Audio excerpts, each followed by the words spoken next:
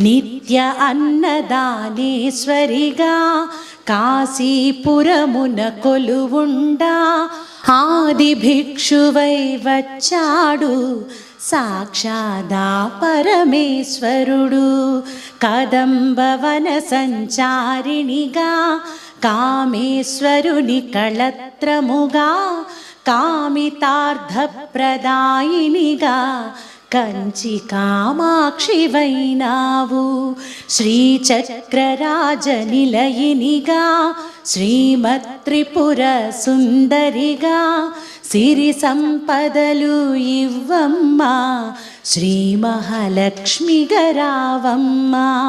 మణిద్వీపమున కొలువుండి Mahakali అవతారముతో మహిషాసురుని చంపితివి ముల్లోకాలను